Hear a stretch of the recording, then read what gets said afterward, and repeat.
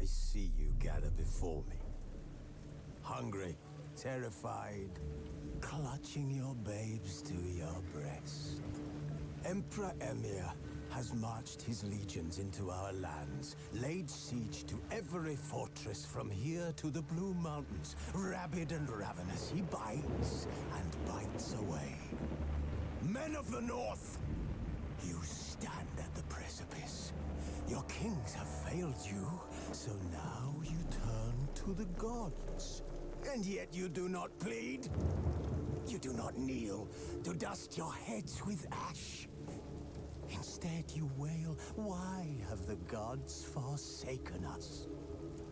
We must look into the trials we failed long ago. In a time past, our world intertwined with another through an upheaval scholars call the conjunction of the spheres. The Witcher's contact in Velen was to be Hendrik, the Emperor's spy. Yo, Hendrik bro. was operating incognito in that war-ravaged land. His mission, to gather intelligence about Ciri. Yet Crap. Geralt arrived too late. Hunt had reached Hendrik first. The Witcher learned nothing from the spy's corpse, but the Wraiths had failed to find his notes. Geralt read them and knew that Ciri had been a guest of the Bloody Baron, a local warlord, and that she'd quarreled with a witch. I hope that we will someday get to this Bloody Baron. Because right now we're just trying to complete the quest. With that beast. Alright.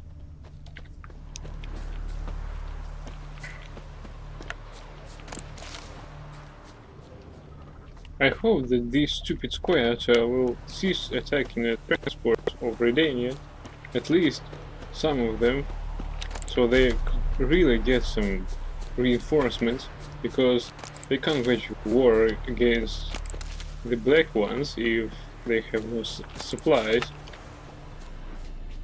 So basically, Squaretel is just foreseeing their own destruction by such acts.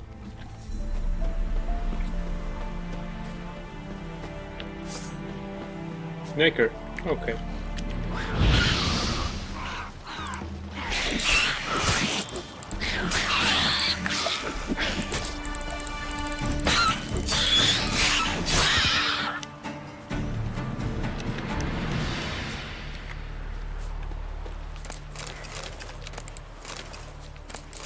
What's so funny?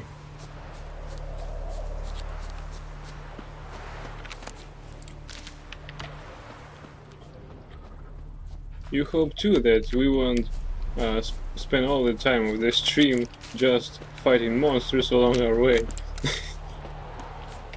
Because right now it seems just like that. Hey dog. Oh come on.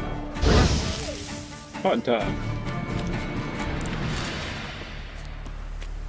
More will come in. More. More. Add some ketchup to it. God damn it.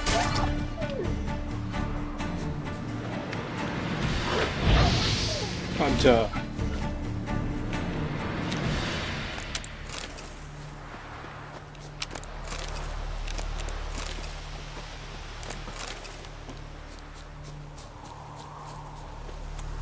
Is T foresaw their destruction? Care a lot.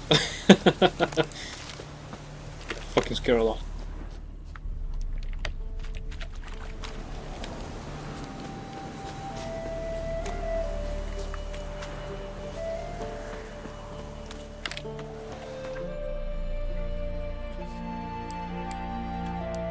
What a nice track. But they never knew what kind of junk item would you have found. Yeah, I'm interested in that myself. Let's take a look in our quest section. Wizard's figurine, bundled Burdock, Jade figurine, old wine from Toussaint, Miraculous Guide to Gwen. Yeah, that's certainly need required to calm them down, or probably that. Troll delicacy.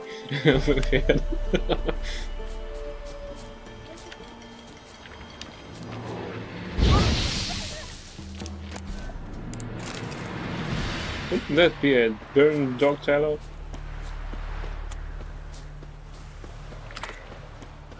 Monster scan.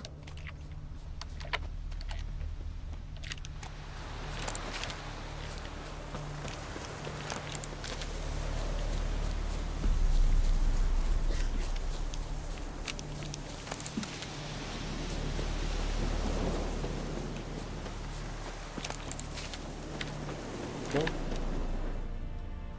What's that? Poor son! Who are you? The fuck do you want? Touch his back!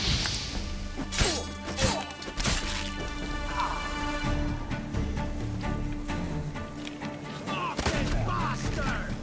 Don't let him touch his back! He's yours!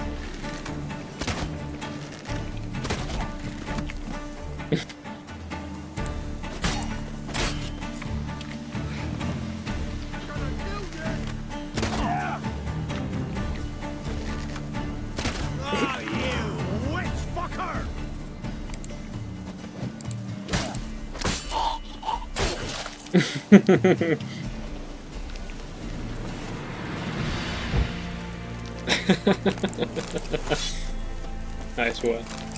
Oh, we can pick up the tree. At least we could have tried to pick up the hair of this bandit and tell the leader of Redanian forces, I mean the commander, that these were the bandits and show his head to them.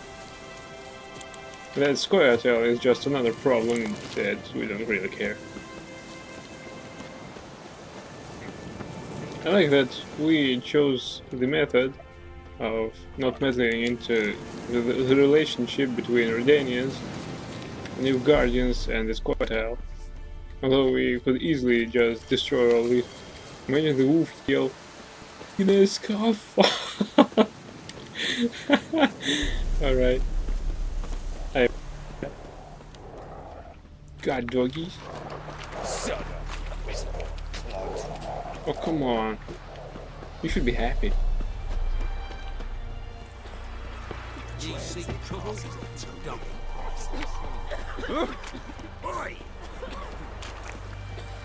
Old man. Witcher.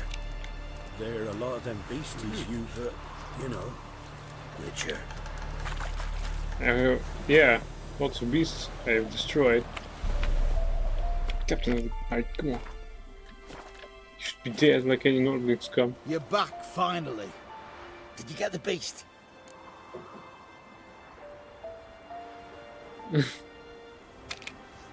There's no beast in the woods, just Scoia'tael. Scoia'tael, you say? I thought we rid ourselves of those vermin. So, you got them? Elves aren't monsters, so no.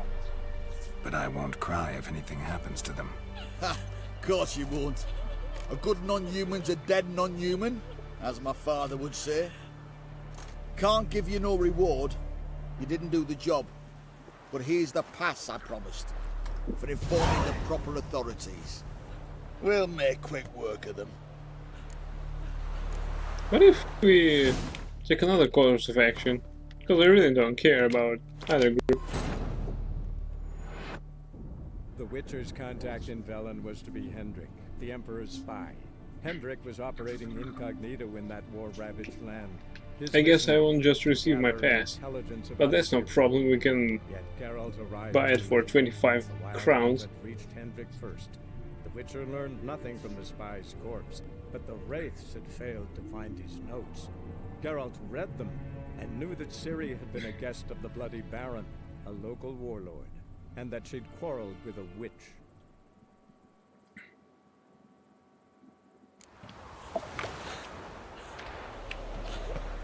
You're back, finally. Did you get the beast? No. Searched the woods, didn't find a thing. Might have moved on. That, or you one shite witcher. What are you still doing here?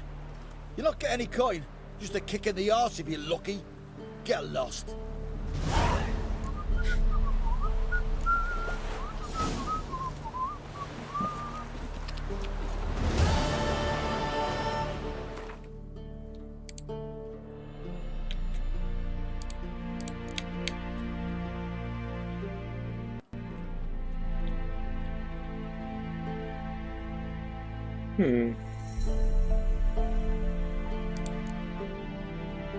If this is White Orchard, introduce goods.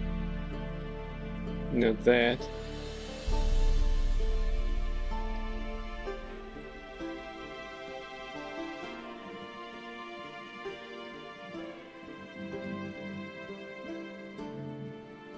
I wouldn't be scared.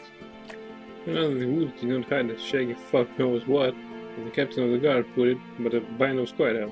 We were the ones taking the transports. The Witcher Codex would recommend charting a neutral course in such a situation. Geralt, feeling the pain of the elves, but in his very marrow, duly followed that recommendation.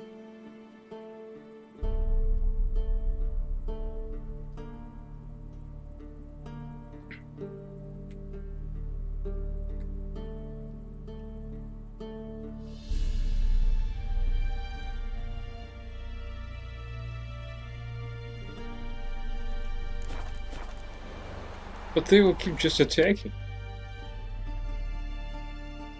Let's inform these proper authorities.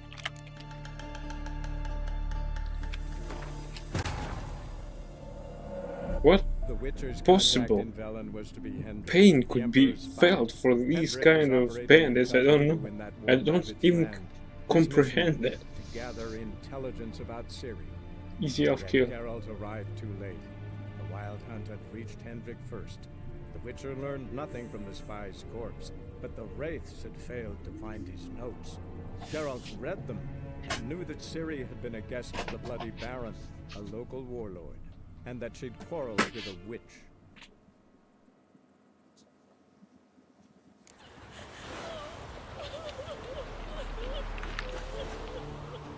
You're back, finally.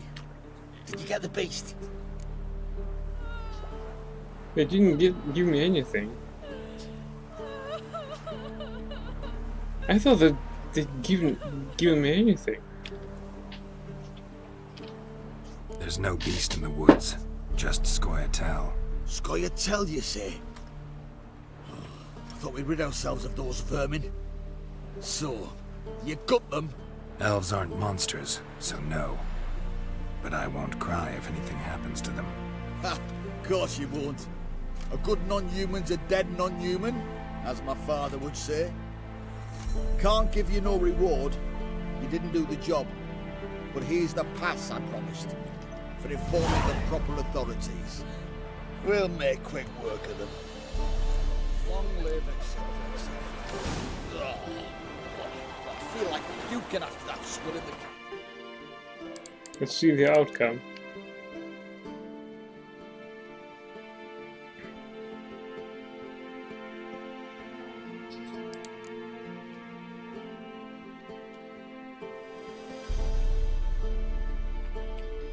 Geralt promised not to betray their secret, but in the end he changed his mind.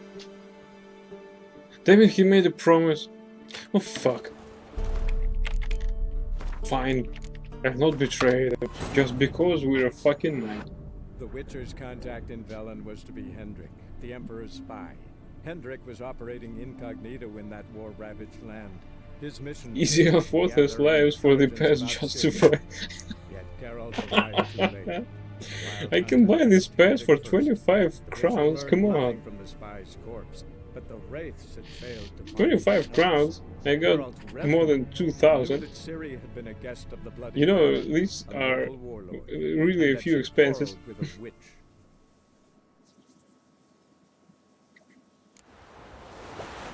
Easy of lives for 25 crowns.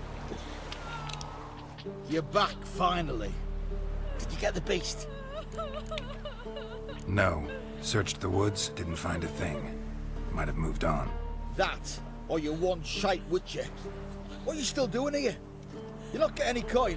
Just a kick in the arse if you're lucky. Get lost.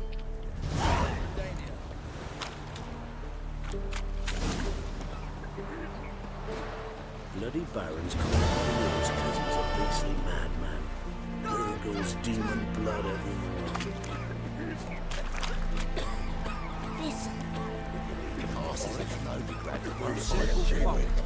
Oh, you again. Looking for a pass? I've got a special price for you.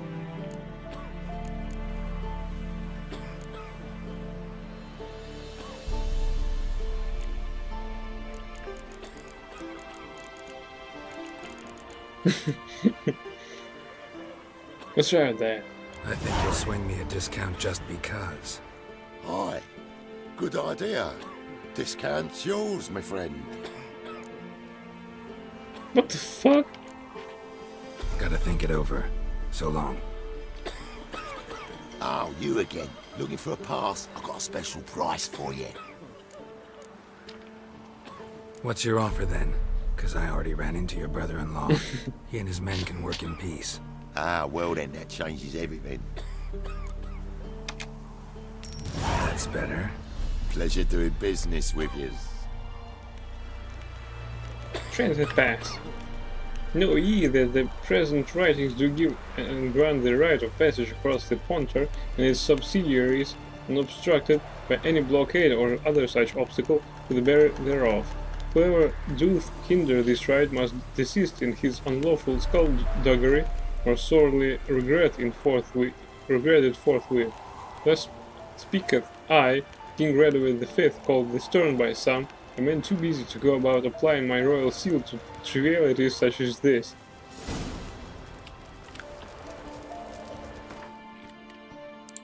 That looks like a forged one. Is Geralt sure that that will work?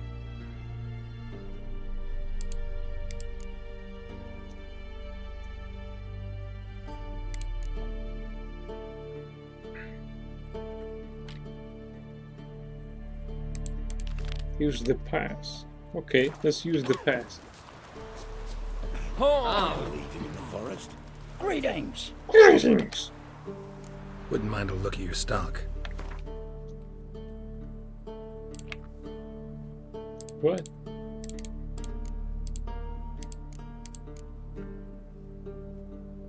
Oh, I can know that your prices are firm or not. This is shit. So fuck it. Farewell. Heard no monster will come near you. Stuff all your own for garlic. Where you get garlic? Nothing left to do.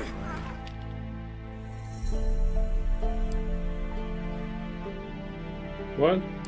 We're going to use it here? Find it. Spares us.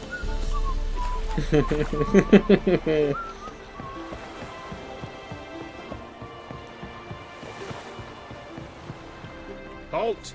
No passage. Bridge is closed. Because Cause King Radovid said it should be. Won't let anyone through who don't have a pass. who issues these passes? Why, you need to know. Your kind don't get passes anyway. Not the right time.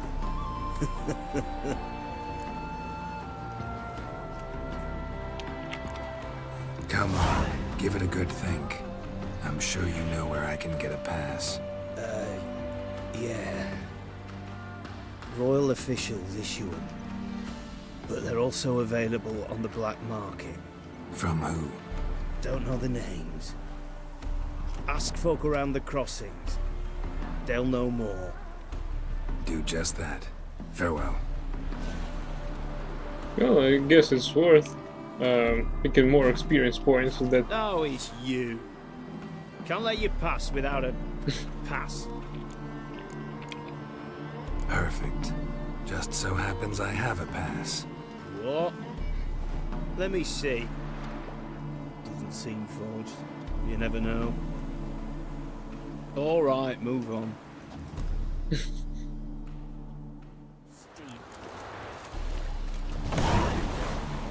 More experience points, I like it.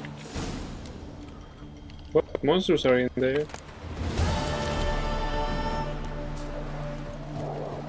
These are guard dogs.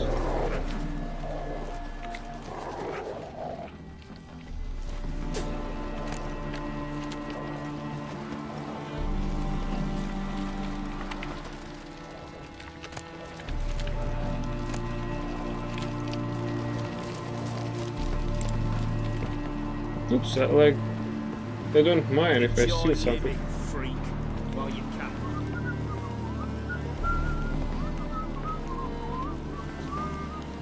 Out of the way, Keep that up, and I'll Shut crack up. your skull open.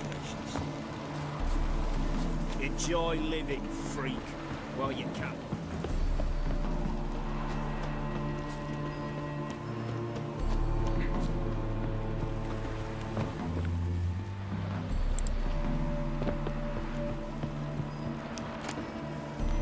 Medium or nothing in here. Well, I suppose this camp is not interesting at all. What? I didn't destroy this mosquito? Come on, give me a break.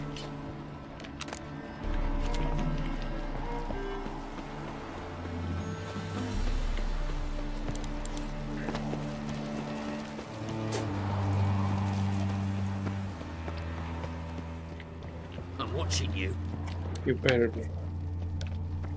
For my safety. What up, boys? Grey boy. Yeah? Come try what? I can destroy this whole camp.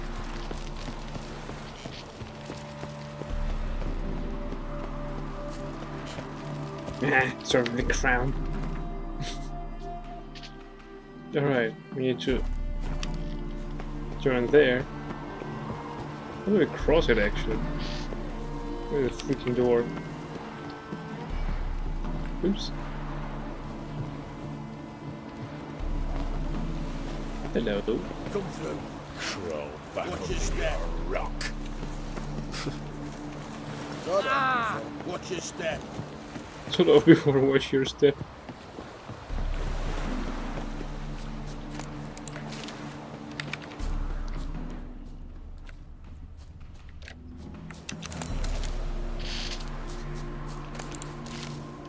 Well, I completed this quest.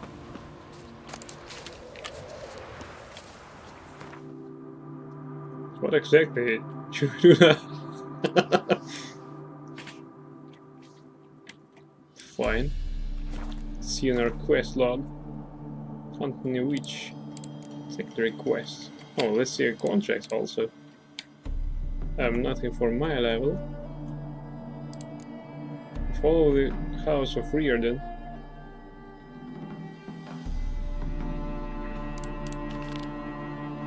It seems to be easy. Let's see where it is. Holy cow, it is far.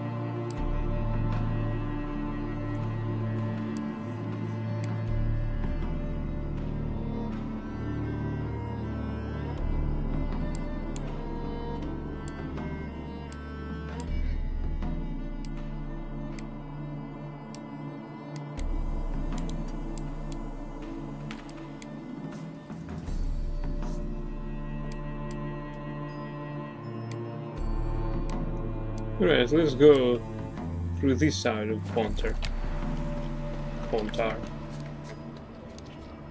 No monsters. Now this is out to be a quick adventure.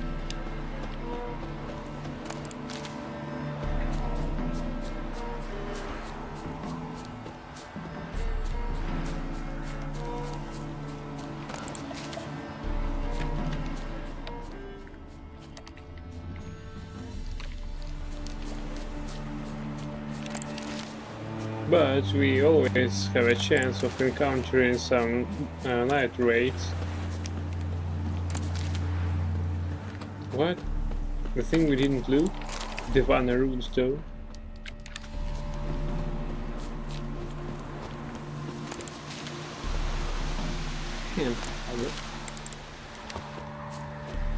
What? What's that? Arenaria? Nice. Where is this freaking trader? Come on, give me a break.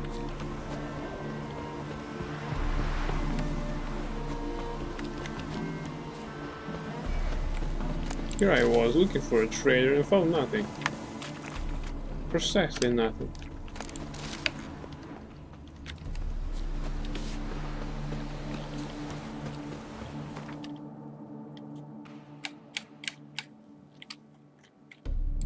This bridge is out, so we should see if we can cross it. Probably we won't. No, we won't. Bad idea.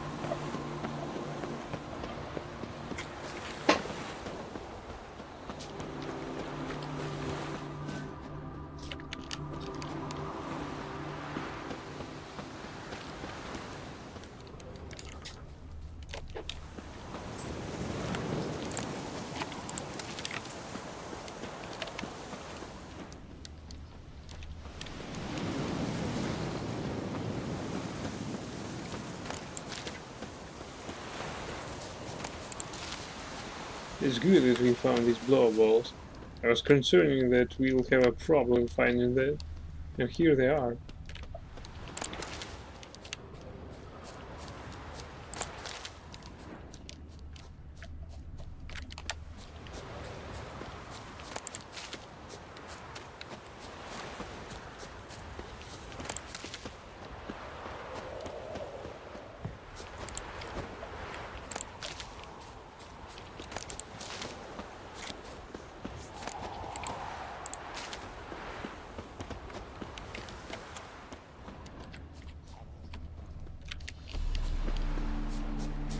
Monsters!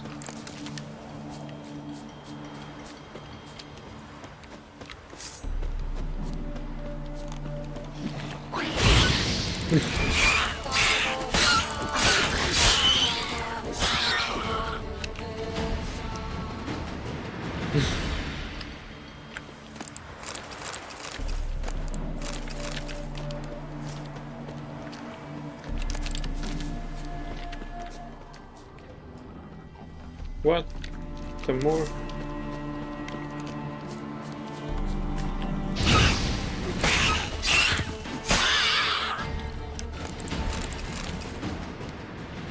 Another one over there.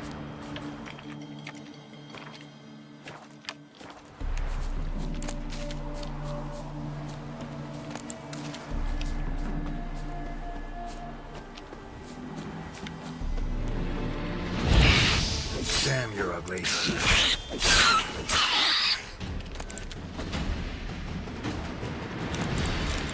Funny that the same mechanics applies to my enemies when they flip, roll. It's just they avoid taking damage. So this mechanic actually works both ways, and I like it. Although it doesn't protect them, because they use it once in a while.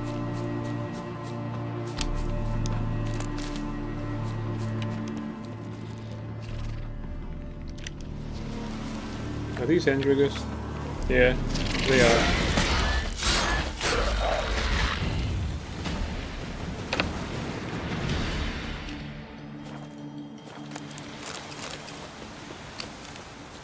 Ugly bastard.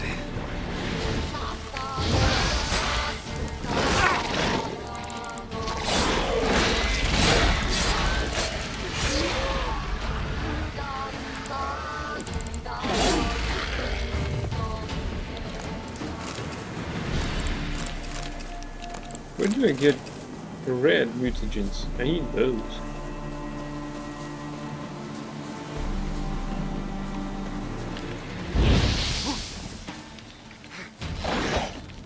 Oh, they're tough. Okay, let's see something.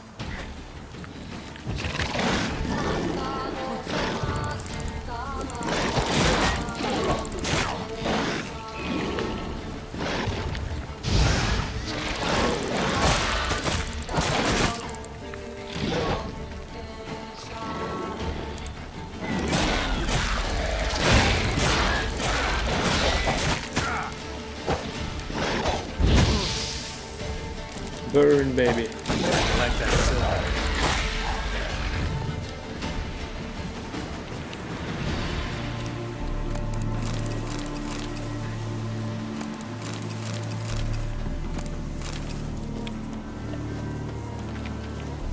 Any more monsters?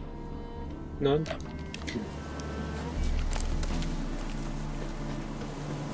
We're halfway till level 11, so we need to pick up the shirt.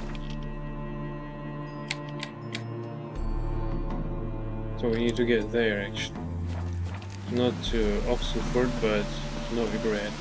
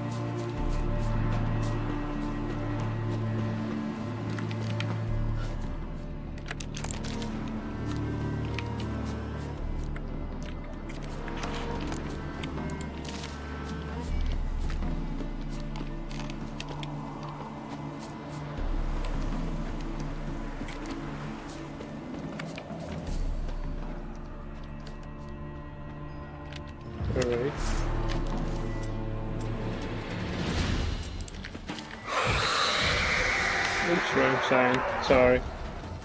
Can you just wait?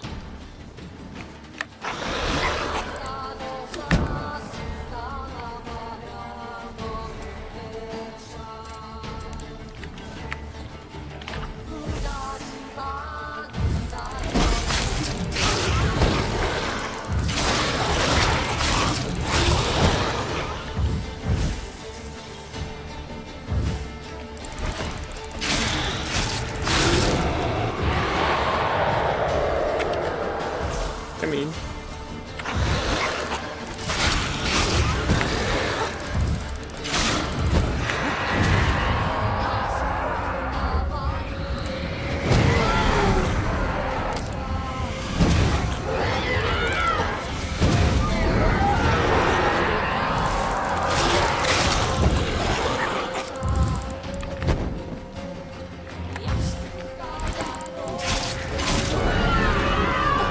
Well, that was quick.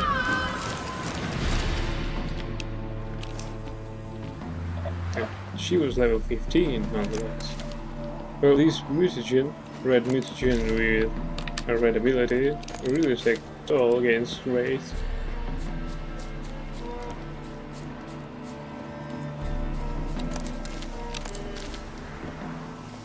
So actually we won't necessarily have a problem encountering another one from here, from the road here to Novigrad.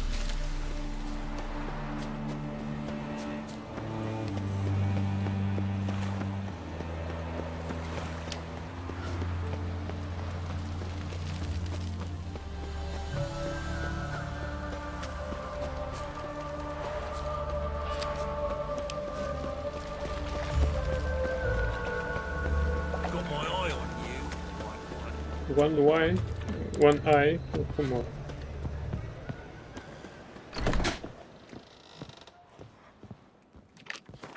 Stash. Yeah, stash. Let's take our church with us. It's light anyhow. Freya warrior's armor. Skellige. Gambus.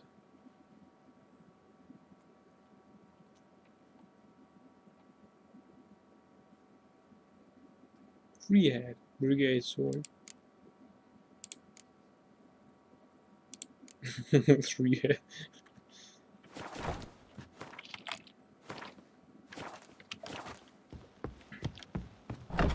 Actually, we need to complete some quests.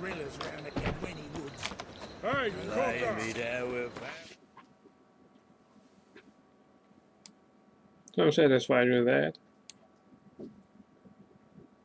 Need to keep. Oh, we can actually go and change some money from florins and orens into crowns. You got brawny thighs, stranger.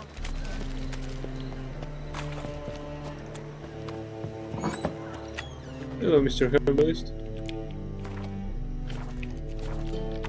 Awfully kind of you to visit again. What sort of herbs do you need, young man? You just might have the herbs I need.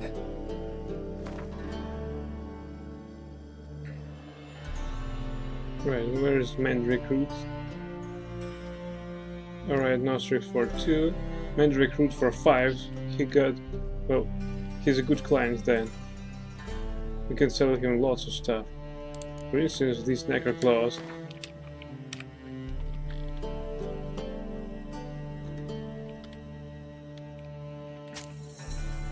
Damn it. We just kicked him into the abyss of poverty.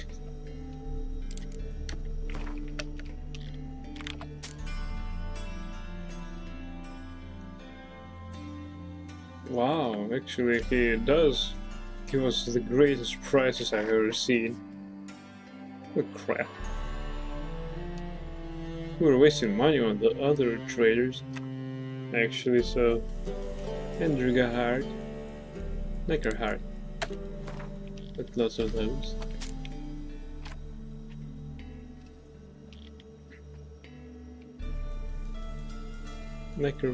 Nitrate's hair and the embryo usually gives up a good price for all that. Hence necrophage oil. Well, I guess we'll buy it. It really gives us a good price for all of that. Hence grape shot.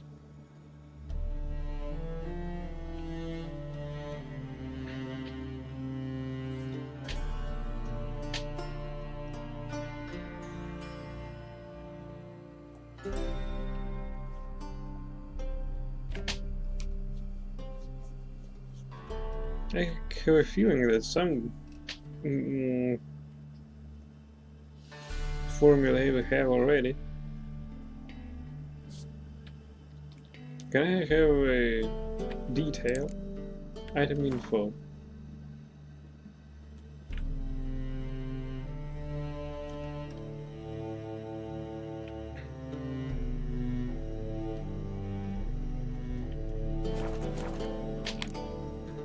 Take care.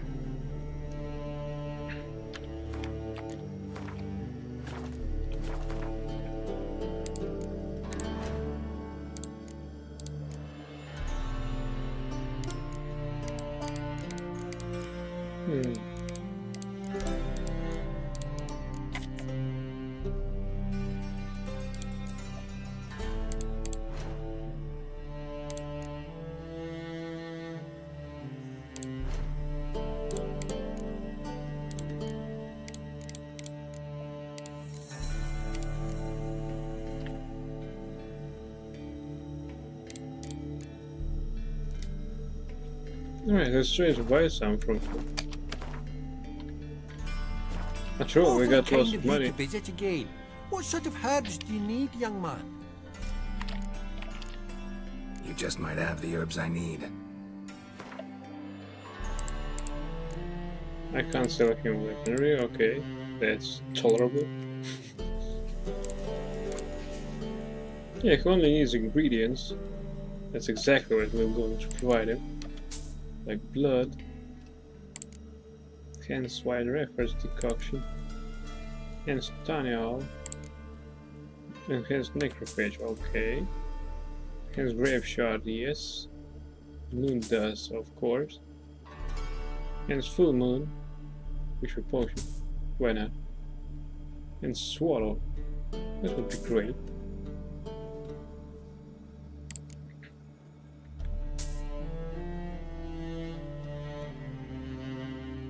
How do they determine which kind of blood they're provided with?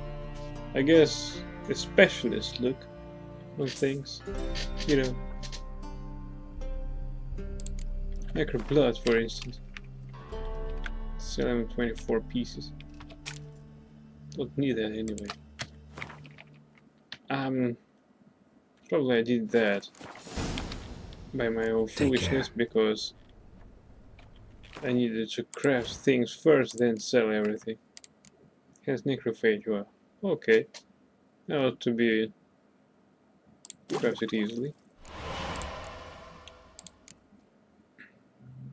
Goo blood. Nice. Like, which are blood injuries, vampires and necrophage, and they wound him. Fine. And swallow. Oh. Thunder Rain accelerates fatality regeneration. Fatality regeneration pauses for 2 seconds and receiving damage. RHS Venom. Crap. We need RHS Venom. Water Essence for Enhanced Cat. Golem's Heart. Full Moon. Need an original formula. Golden Oriole. The same.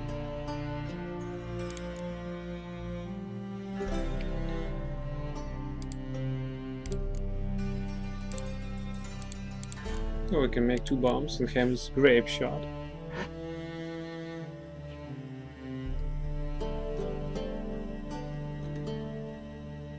Damn, this is very effective. What? Any more Stable Force dust?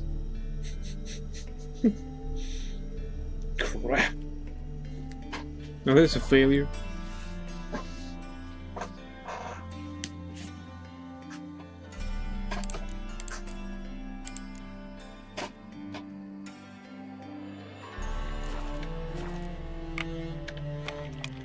Alright, we'll find these ingredients. Awfully kind of you to visit again.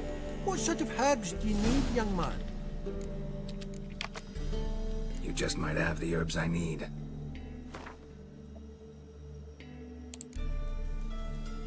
Nice red hair.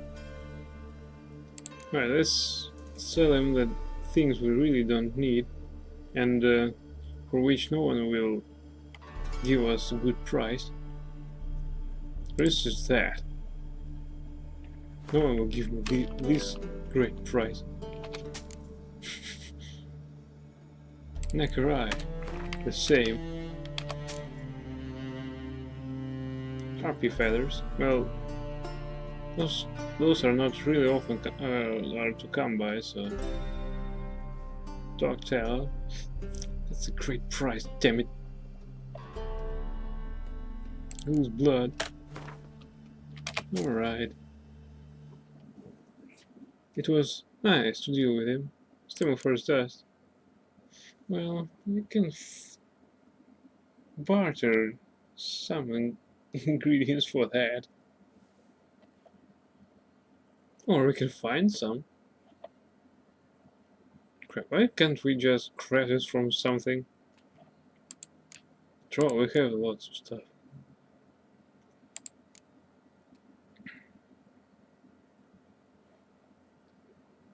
Fine, we'll find it.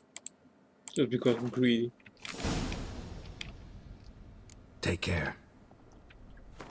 Or is there any chance that Awfully we'll kind win of it? you to visit We'll again. win it? What sort of herbs do you need, young man?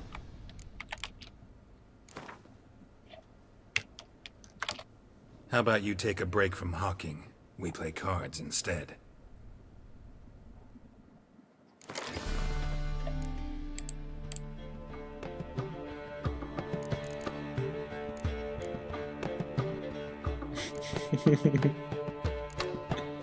Oh, I've got 2 cards.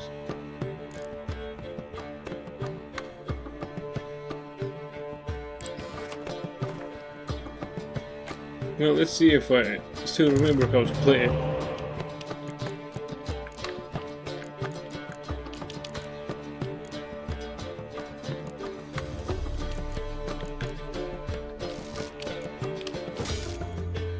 Alright. That's more or less tolerable. I need a spy.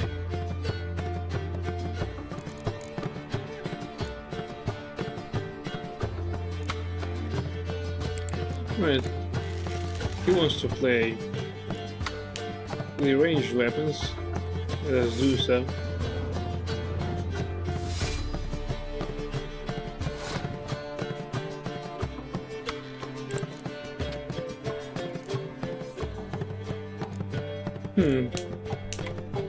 That's best, I guess. Or we can try to push our attack.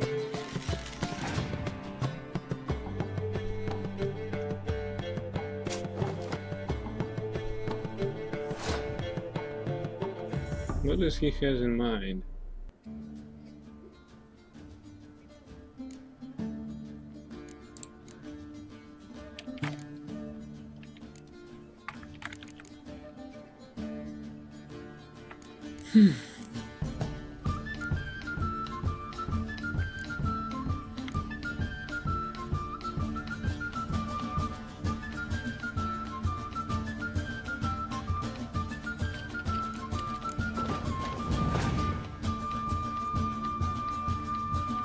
All right.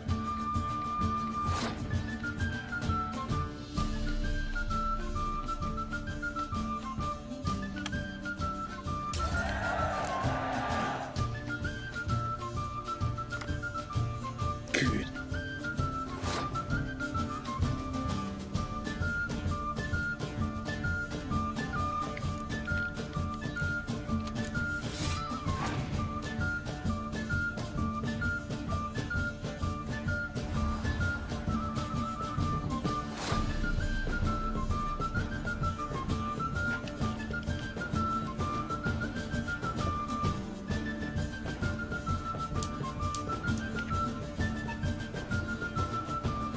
I know that he can't revive heroes, so I'll just take... Well, that's not a very good idea, actually. I mean, I have a horn, but he won't have the... this nice lady. I mean, Saskia. Guess I'll regret this mistake. Okay, he got Yorva. Should have known.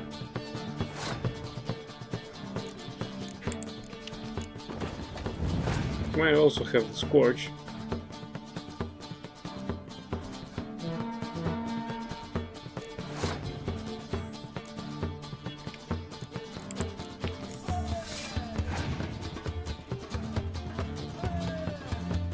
No, fucker.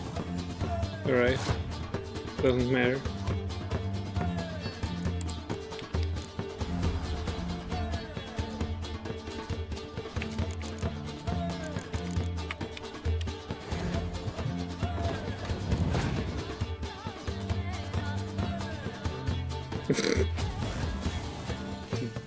Bastard. Alright.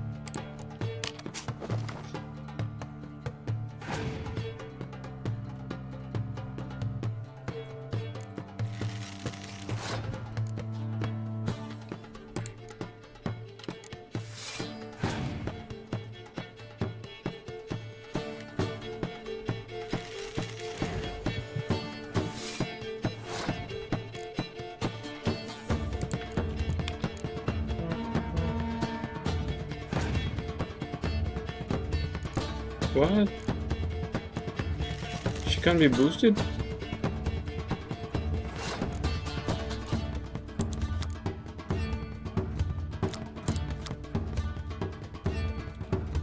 What the hell is that? It didn't boost her. What the fucking shit is that?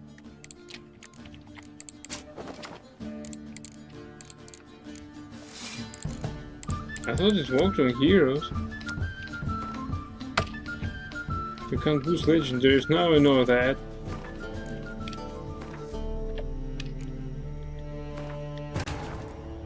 Pepega, yeah, right. As the Emperor's spies told him, Ciri had reached Novigrad. A lone attempt to I just find wanted her to know in if we the can... city would certainly fail. Told me twice before. Geralt had friends he could count on. The Witcher decided to contact Triss Merigold. I'm sorry, but I really don't remember any that you told me before. Probably one time, but that was really long ago. Awfully kind of you to visit again. What sort of herbs do you need, young man? How about you take a break from hawking? We play cards instead.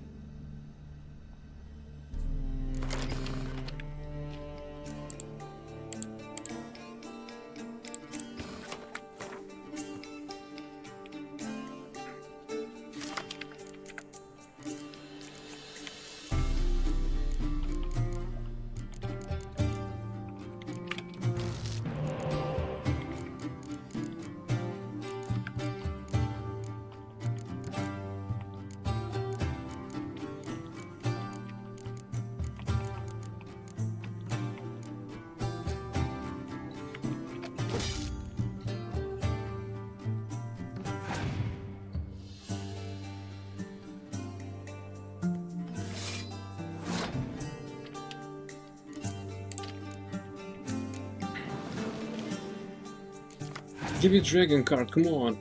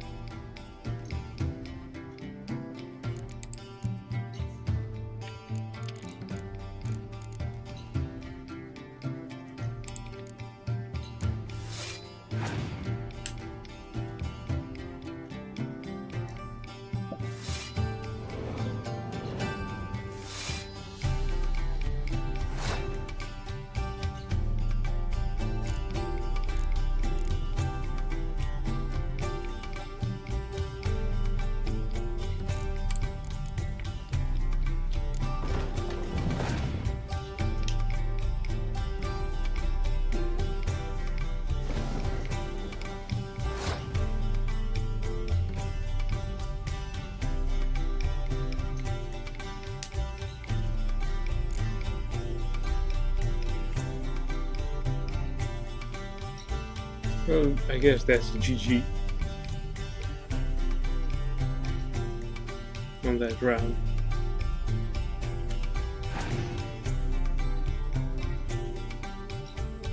Damn it. Alright, I'll revive him. No big deal.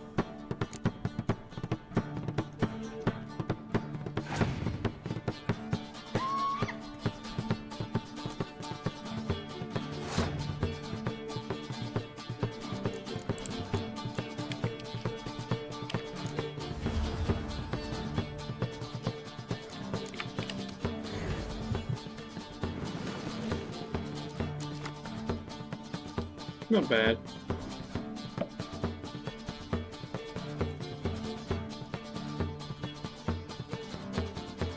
Okay.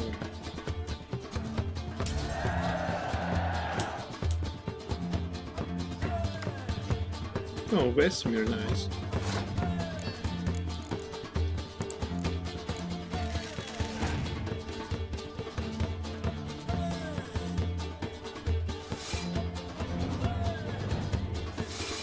Too bad I didn't get a hold of my dragons.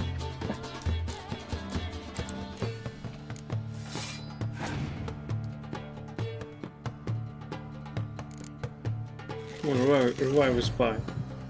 Nice, thank you.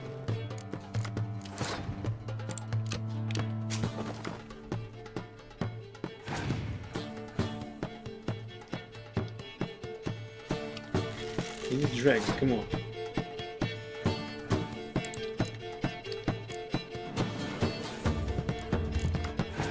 Crap, I need a dragon, come on!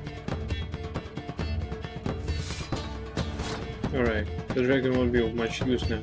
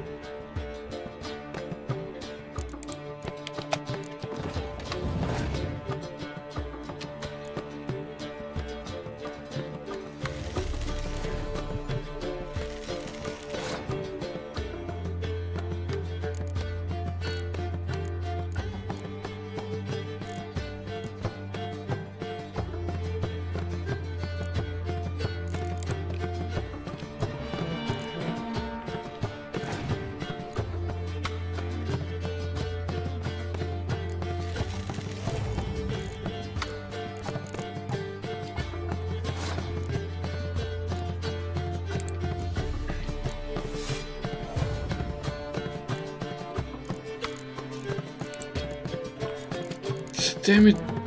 What a nice controls we have in this game.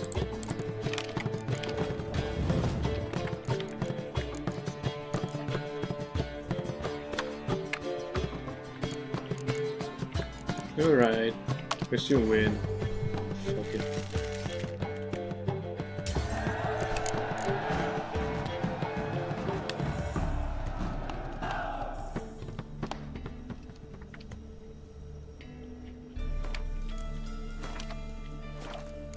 Awfully kind of you to visit again. What sort of herbs do you need, young man? You just might have the herbs I need.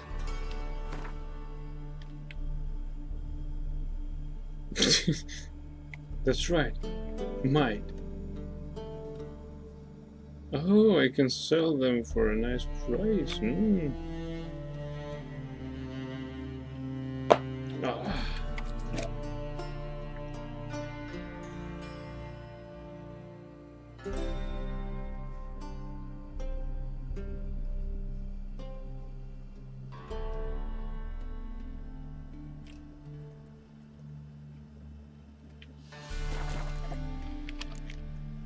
Take care.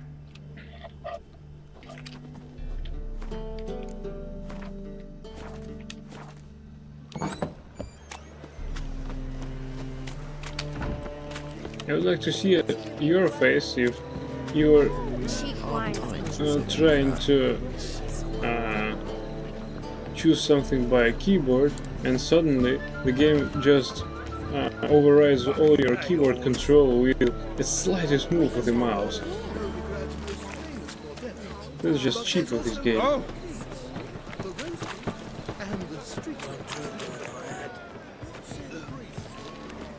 Hey! You look familiar. Think I'd piss me trousers.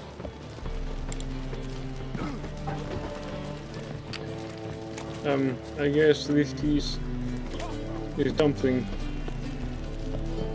Yeah, this is dumpling engineer.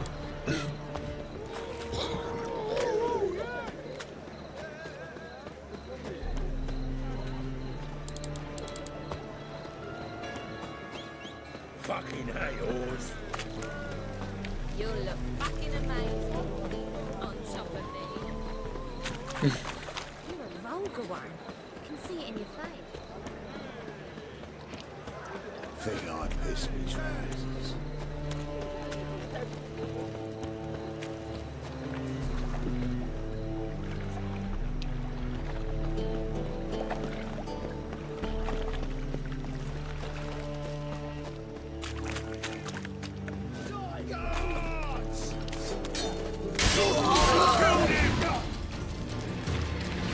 Got my eye on you, white one. Now, place the sword in the scabbard. Reasonable of you. Look awfully suspicious to me, tramp. Whew. Don't be stupid.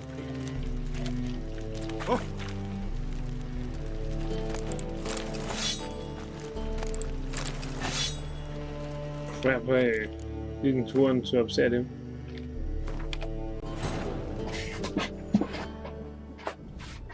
As the Emperor's spies told him, Ciri had reached Novigrad. A lone attempt to find her in the North's largest city would certainly fail. But Geralt had friends he could count on. The Witcher decided to contact Triss Merigold.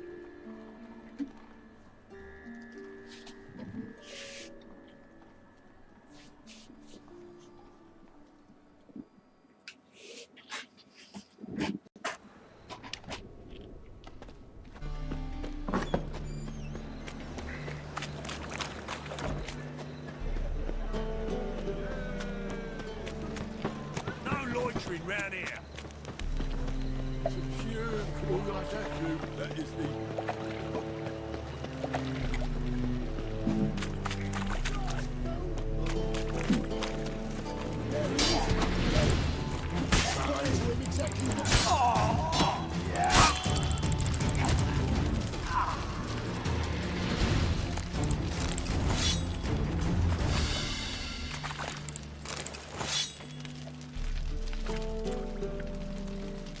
Typicals.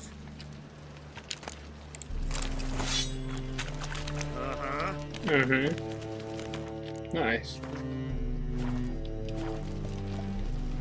I even got a moment to help him. Think I'd piss me trousers.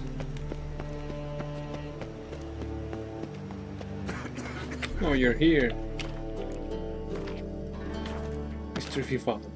How can I be of service? Got some coin I'd like to convert into crowns. You've come to the right place. A better rate you'll not find anywhere in the city. Alright, nice.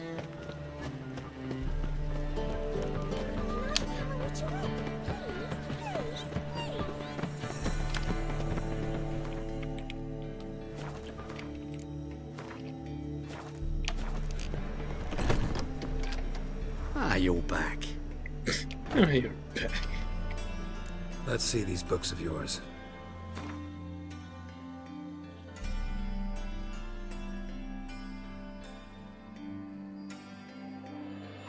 You've already read this. And I didn't read that? What the hell is that?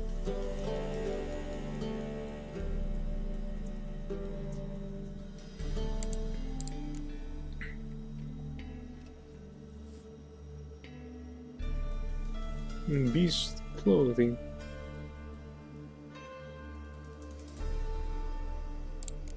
I have it. Why the hell did the game Farewell. did not mark it as read?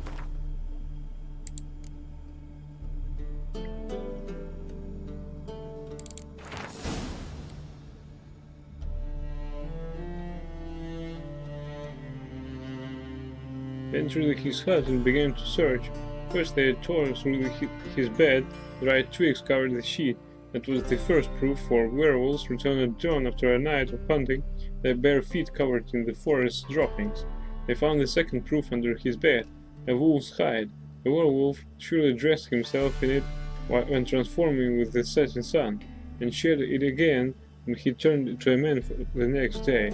Having found these powerful proofs, they ceased deliberation and began the hunt, vowing to find the lycanthrope and bind him in silver chains.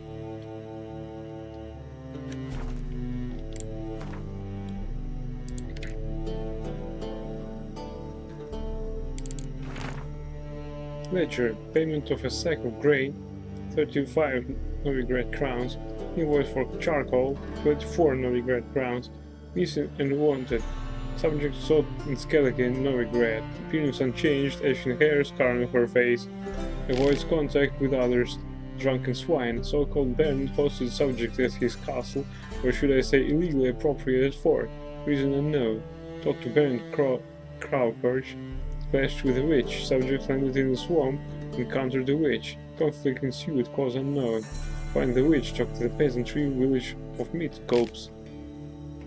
Caution devised, I'm being observed, don't know by whom or why, unsettling signs. Dog ran off, water in bucket froze solid, strange glow observed in the sky, ill-omened peasants say.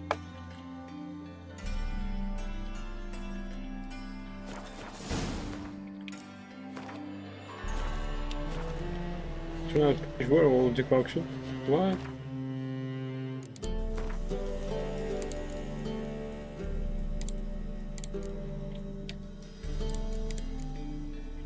Fine. Werewolf mutagen. Running, sprinting, and jumping outside combat does not use stamina. Oh, that's pretty interesting. Oh, we've got a journal entry for beasts. Called the werewolves. Cursed ones. Ulfhedin. Ulfhedin? What's that? Some kind of fish? Professor Artibus, Johannes Rag, geographer, disappeared during a surveying expedition in Skellige. Ulfhedin are a breed of werewolf found mainly in Skellige. The harsh and barren conditions of the Isles might explain why they primarily hunt men and are stronger than their continental brethren. Older and particularly dangerous, Ulfhedin are called Warofs. Only a few daring warriors in all of Skellige history have managed to defeat an Ulfhedin, and each of them is commemorated in ballads as a hero to this day. Like werewolves, Ulfhedin and Warofs are active at night, particularly when the moon is at its fullest. Fast, strong, and amazingly resilient, these creatures kill with disturbing ease. Silver blades should be brought against them, as should Devil's Puffball.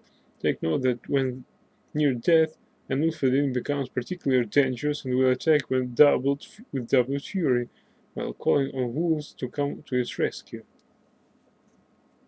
Vulnerable against Moondust, Devil's Puffball, Cursed Oil, Igni. Nice. Werewolves. Wolves aren't as bad as they're made out to be. Werewolves, though, they're every bit as bad and worse. Elsa Vilge, Archer. Werewolves are creatures with both men and wolves inside them. When in beastly form, they take the worst traits from each. The wolves' drive to kill and hunger for raw flesh, and the man's cruel and calculating intelligence. A werewolf's condition comes about through a curse, and the transformations happen outside his conscious control. When he reverts to human form, he has no memory of his deeds, otherwise he would surely go mad and take his own life. Werewolves are active at night, particularly when the moon is full. Though they hunt alone, when threatened they will summon wolves to aid them. Werewolves rarely feel the need to flee, for their adversaries put up much of a fight against them. They strike as swiftly as lightning with a claws sharp as razors and regenerate any damage received in mere moments. When fighting werewolves, a witcher should wield a blade covered in oil harmful to the cursed and have a large supply of devil puffballs handy. Werewolf curse can at times be lifted, yet there is no universal surefire method for doing this. A witcher seeking to undertake such a task must therefore equip himself with a great deal of patience and sturdy armor. Cursed oil, Igni, Devil's puffball, moon dust. Forktails. Forktails. Bah, fuckers' tails are more like cleavers. Evan Buck, veteran of the Mechakame Volunteer Regiment, forktails owe their quaint name for the long sharp growths at the tip of their tails. A blow from this weapon can slice an oaken shield in two, along with the arm that was carrying it.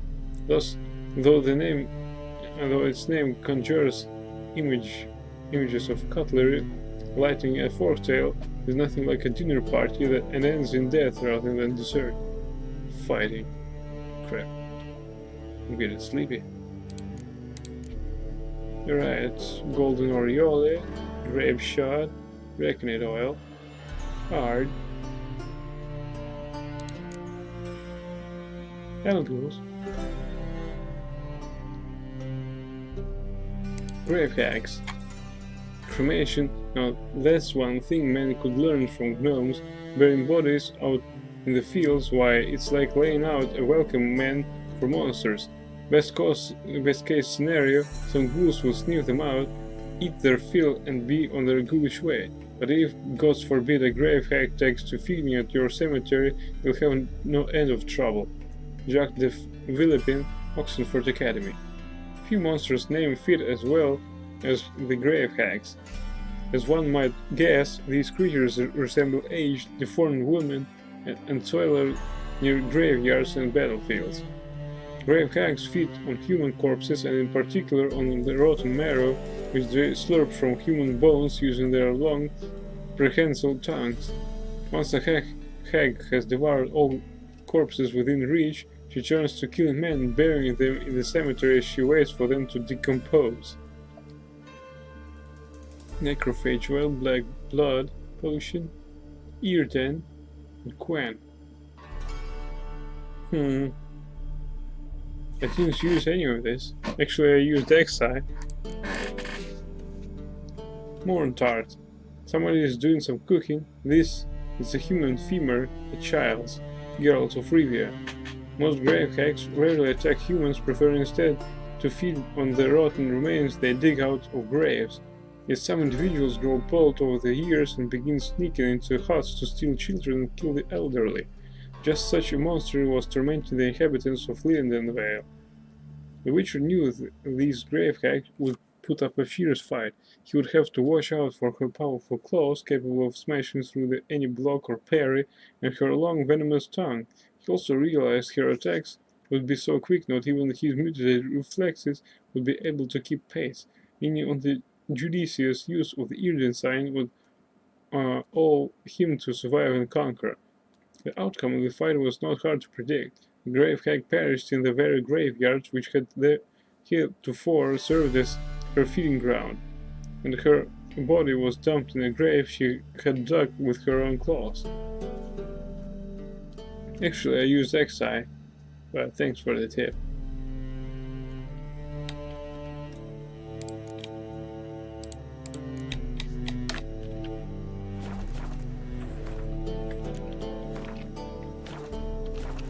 You're back. I am back. Farewell.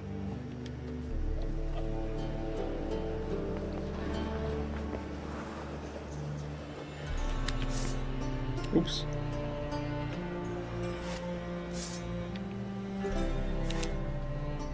You're back. Let's see these books of yours. Ghouls and ghouls.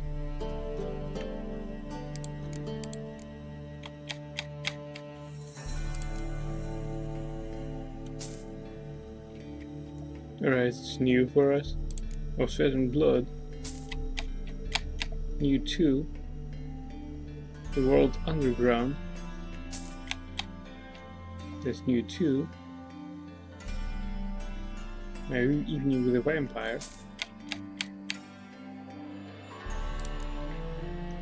Nerensen, son of Gunnestead. The little peasant who confounded his lord. The ways and manners of Skellige folk. Alright, nice books. Necronomicon.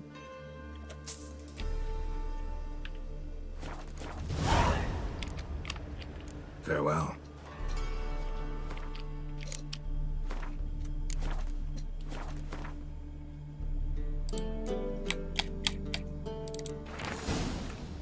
As for the genesis of ghouls, there are hypotheses aplenty. Some scholars claim these monstrosities arose from scoundrels who indulged in a taste for human flesh, and for this misdeed drew the wrath of the heavens down upon themselves. The gods punished them by taking away their souls, their minds, and their human forms. My experiments have shown, however, that ghoul anatomy displays far too little in common with that of humans for the thesis to seem at all probable. And all similarity in appearance between ghouls and men, such as their somewhat kindred shapes and the measures of their physiognomies, are pure matters of incidental circumstance. It thus follows that ghouls, like their vile cousins the Al-Ghouls, are post-conjunction creatures, that is to say, such beings as came to our universe in an abrupt cataclysm disrupting the normal laws of nature. Sweat and blood. A veil hangs between the world men see and the one they cannot. This veil blocks the dead from the view of the living, and the living from the view of the dead. Some mages can break through this veil and communicate with the dead, or else summon them to the world of the sun for short periods of time. This is the art known as necromancy. The dead can also break through the veil and enter the world of the living on their own. Yet unlike the necromancers, in doing so, they are not driven by reasons and will, but by a thoroughness, irrational need. This need arises from powerful emotions such as regret, longing, or wrath. Very often these emotions gain their power by being invested in a material object by the dead individual while he or she still knew life. The objects most frequently so endowed, wedding rings, favorite toys, or the instrument used for the crime which sent the returned individual to the other world in the first place. The world underground. We hunkered down for the night in a cave so enormous that the light from our torches faded into the murky black without revealing any upper bound to it. For most of the night, all we could hear was the rushing of water somewhere behind the wall of the cave. Yet, after some time, it is hard to say how much, for we had lost all sense of where day ended and night began. We heard a sort of scraping noise, and then the sound of boulders shifting. The scraping turned to a roar, but by that time we were already on our feet and running towards the tunnel through which we had entered the cave. I did so none too soon, for the shifting had opened up a new passage in the cavern, which began to spew out hordes of small, misshapen humanoids. Without breaking stride, I looked over my shoulder, and in the midst of the mass of midgets I spied the outline of a large black troll. Thus began our run for our lives.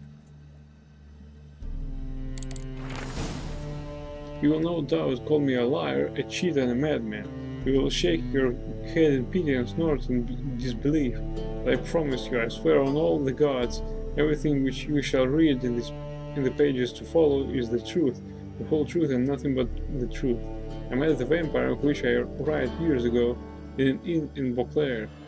He introduced himself to me as Regis and said he was a barber and a medic. Since he looked in every aspect like a mortal man, I might never have been suspected his true nature, had not a fire broken out shortly thereafter in the establishment in which we were residing. This Regis, if that truly was his name, was completely untouched by the flames, whereas my own clothing quickly caught fire. The vampire carried me out of the burning inn, saving my life from certain death, then treated my numerous wounds. At first Regis refused to answer my query as to how he had miraculously survived the furnace-like temperatures inside the burning inn without so much as a scratch on his body or a hair singed on his head. Eventually, however, he must have sensed I was a man of the world, one who would not jump to hasty judgment based on appearance or species, and revealed his identity, along with a great number of highly interesting facts. According to Regis, not all vampires are alike. This vast family contains both mindless catechans, flatters, and ichimaras, who in form resemble overgrown bats far more than humans, as well as alps and broxae, who look remarkably like comely maids. In addition to these, there are the even more powerful higher vampires, to which genus belonged my unexpected acquaintance. But even Witcher can discern a higher vampire from a mortal man. Contrary to popular belief, they cannot be killed by pounding Espen stakes into their chest, nor by cutting off their heads, nor, as I can vouch for based on my personal experience, by fire. They do not fear running water, garlic, or the symbols of any creed. It might be some consolation to learn a vampire's bite does not turn a human into one of their number, and they do not in any way need or blood in order to survive. To them it is merely a delicacy in which they indulge from time to time, like men do with fine wine. Regis asked me to keep his tale to myself, but now, as I lay on my deathbed, I feel that I must share this secret knowledge, even if it means breaking my word to this most noble individual. Regis was a girl's bro too, I remember that, you know.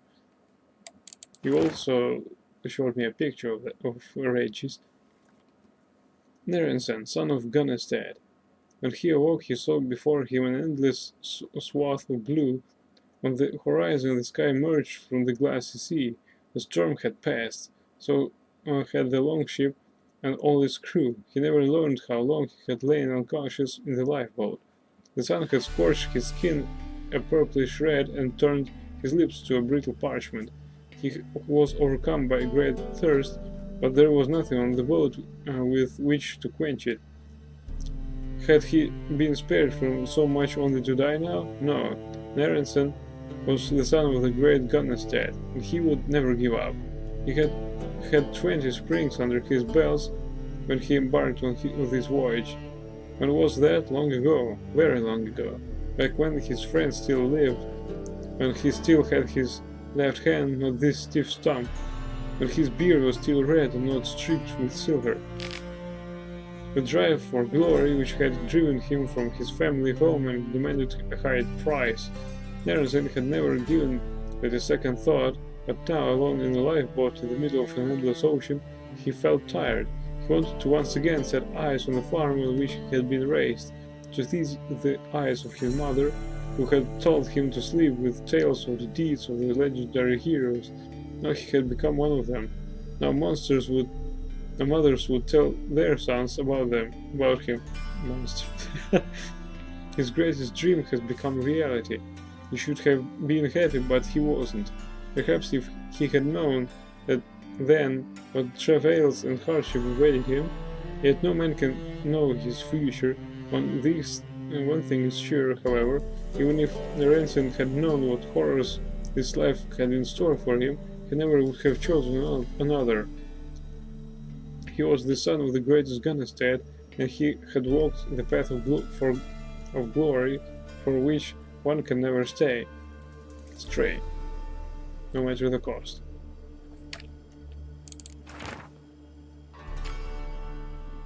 The little peasant who confounded his lord. Winter was on its way, and the lord once again started to think about what to do to oppress his people even more. One morning, at the crack of the cockerel's crow, he rode out to the village in a carriage pulled by 2 black horses, with his trusted page at his side to act as his scribe. The earth was sodden, and a crew of mud covered the road, so the lord not wanting to dirty his shiny new boots, stayed in his carriage and sent his page to do his bidding. When they arrived at the village, the page dismounted from the carriage, a paper covered in thick ink clutched in his hand. He nailed the paper to the first hut he saw, and sees he did it with a hammer, a peasant boy named Reuben soon opened the door up to see what was the matter. The boy was 12 years of age and had a straw-colored shock of cowlicked hair and a freckled face with ruddy cheeks. "Well, what do you want?" grumbled the page, looking at Reuben's shirt, which was covered in the same filth as everything else in the village. "Well, nothing, righty." Reuben shrugged. "The thing is, sir, this here's me home." "Then get inside it." The boy wasn't scared and instead stood on his doorstep looking at the piece of paper. "So what's this, sir? Letter?" the boy asked. "Read it and find out yourself," the scribe said, growing angrier, though Reuben didn't seem to notice. After I can, sir. I don't know how." "What's the devil taking you, scribe?" the Lord hollered. He was still sitting in his carriage and hadn't heard the conversation. Clearly he was growing bored. "The whelp says he doesn't know how to read."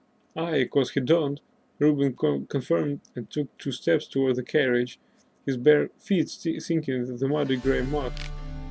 "And the ones inside, do they?" questioned the Lord. "Where do you reckon they learn a thing like that, my lord?" the peasant asked, perplexed, for he had always thought the great lords like that must surely know everything. "So who in your village does know how to read?" asked the Lord, growing even more irritated. No one, my lord." "Scribe," the Lord said, leaning far out while leaning on his garage door, "could you explain to me how I am to enforce my declaration on people who do not know how to read and write?"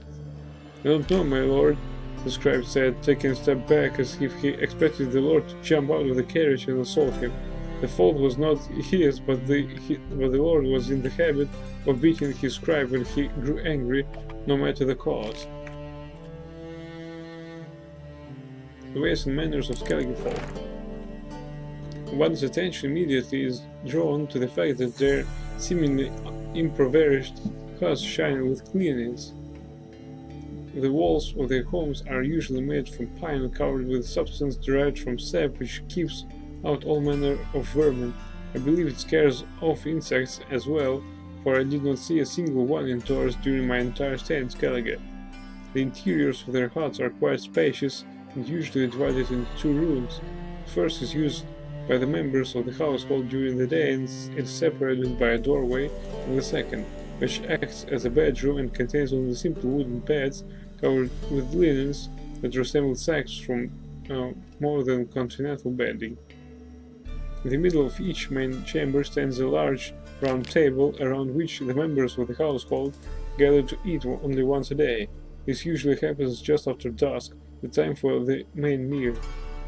This supper is hallowed event and is carried out in a nearly ritualistic manner. And at its start, before the family members have even taken their seats around the table, the eldest of the family tears off a piece of bread and places it on something of a household altar, which occupies a place of honor in each Skellige home. This serves as a symbol of respect for deceased ancestors. At the end of this ceremony of the departed, the entire family sits down to eat. The eldest woman places team and bowl in the middle of the table. Everyone has their own spoon, which they dip one by one into the basin of food. They most often eat porridge, over which they pour gravy made from meat or fish. Curiously, immediately upon this supper conclusion, the eldest take the piece of bread set aside at the start of the meal and places it in a large amphora. As I later learned, when an amphora becomes full, it is filled with boiling water, and a beverage is brewed with which in taste somewhat resembles beer, though it is much weaker. Necronomicon. To think that man appears on an empty world and gain mastery over it unchallenged is as foolish as thinking the world will cease to exist after man's passing. Before the first humans set a foot on our world, it was inhabited by beings superior to man in terms of wisdom, strength, and every other virtue. The beings I have in mind still exist in our present time, though they do not exist in a sphere available to human understanding. They occupy no dimension known to us. Where they live can best be described as a space between worlds. At times one can sense their presence through a sudden unknown scent or a strange feeling of anxiety with no apparent cause. A wind which blows in several directions at once is another example of their subtle manifestation in our realm.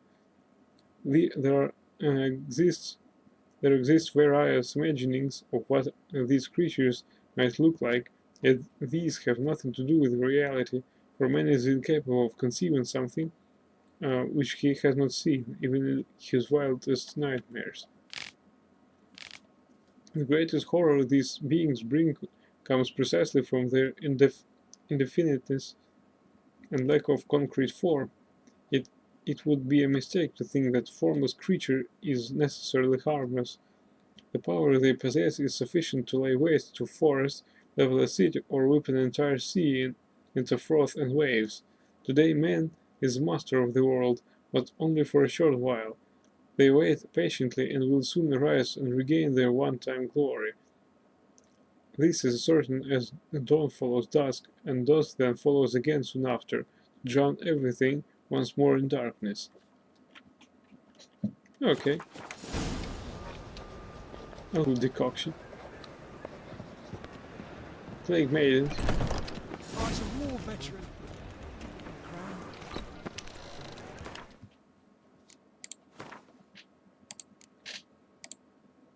Right, we have new formulae, but we can't cook anything.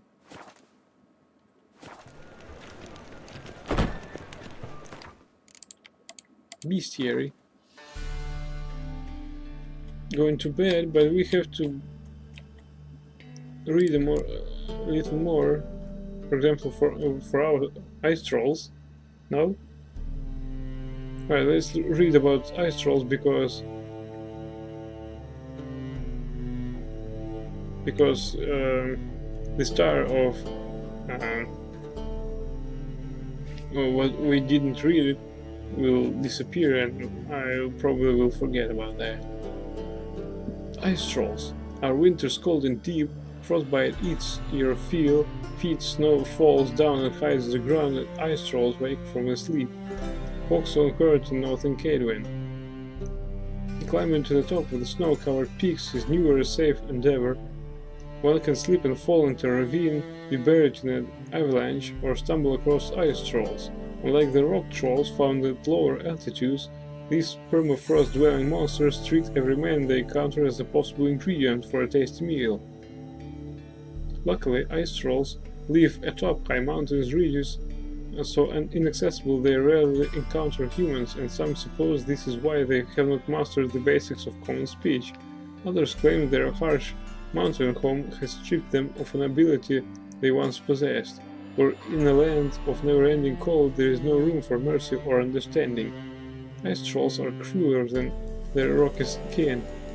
Though they use similar tactics in battle, tossing stones and swinging with their mighty fists, they're heartier and stronger than rock trolls, and thus more dangerous.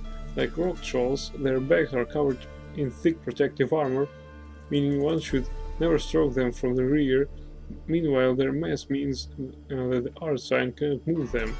Lastly, they never think of attacking them during a blizzard.